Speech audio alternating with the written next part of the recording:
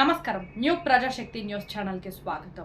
వెల్దుర్తి పట్టణానికి పాచినీరు సరఫరా ఇబ్బందుల్లో పట్టణ ప్రజలు, రోగాలకు దగ్గరలో పట్టణ వాసులు చూసి చూడనట్లుగా వ్యవహరిస్తున్న అధికారులు.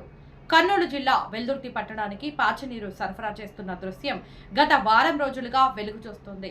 పట్టణ వాసులు నీరు సేవించడానికి పనికిరానట్లుగా నీరు ఉందని ఆందోళన చెందుతున్నారు.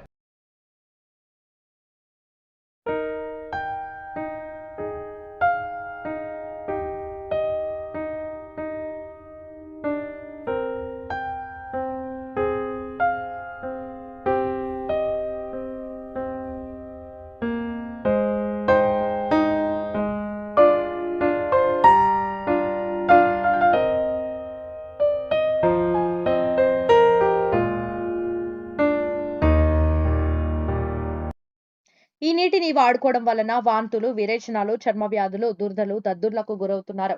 పాచి నీటితో వంట చేయడం వలన అన్నపానీయాలు కలుషితమవుతున్నాయి.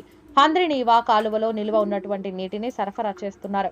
దీంతో నీరు కలరెక్కిపోయి తాగేందుకు పనికి రావడం లేదు. అదేవిధంగా వంట చేసుకోవడానికి కూడా పనికిరానట్టుగా ఉన్నందువలన పట్టణ ప్రజలు ఆందోళనకు గురవుతున్నారు.